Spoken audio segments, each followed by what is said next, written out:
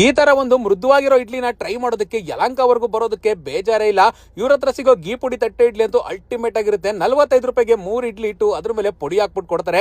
ಯಾವ್ದಪ್ಪ ಈ ಜಾಗ ಅಂದ್ರೆ ಕುಮಾರ್ ಗೀ ರವಾ ಇಡ್ಲಿ ಅನ್ಬಿಟ್ಟು ಕೊಡಿಗೆಹಳ್ಳಿಲಿ ಇವ್ರ ಕಾರ್ಟ್ ಲೊಕೇಟ್ ಆಗಿದೆ. ಸೊ ನಾವು ಕೂಡ ಇಲ್ಲಿ ಬಂದು ಬಿಸಿ ಬಿಸಿಯಾಗಿ ಮೊದಲಿಗೆ 1 ಪ್ಲೇಟ್ ಇಡ್ಲಿನ ಟ್ರೈ ಮಾಡಿದ್ವಿ. ಯಾವುದೇ ರೀತಿಯ ಟೆಫ್ಲಾನ್ ಕೋಟಿಂಗ್ ಇರತಕ್ಕಂತ ಇಡ್ಲಿ ಪ್ಲೇಟ್ ನ ಬಳಸೋದಿಲ್ಲ, ಬಟ್ಟೆ ಹಾಕಿ ಇಡ್ಲಿನ ಬೇಯಿಸ್ತಾರೆ. ಏನೇ ಹೇಳಿ ಇಲ್ಲಿನ ಇಡ್ಲಿ ಅಂತೂ ಬಹಳ ಮೃದುವಾಗಿರುತ್ತೆ. ಇನ್ನ ಶೇಂಗಾ ಚಟ್ನಿ ಅಂತೂ ಅದ್ಭುತವಾಗಿತ್ತು ಗುರು. ತಿಂತಾ ಇದ್ರೆ ಬಾಯಲ್ಲಿ ಇಡ್ಲಿ ಕರ್ಗೋಗುತ್ತೆ, ಅಷ್ಟು ಸಕ್ಕದಾಗಿತ್ತು. ಇನ್ನು ಚಟ್ನಿ ಬಗ್ಗೆ ಅಂತೂ ಮಾತಾಡೋಂಗೆ ಇಲ್ಲ, ಖಾರವಾಗಿ ಸಕ್ಕದಾಗಿರುತ್ತೆ.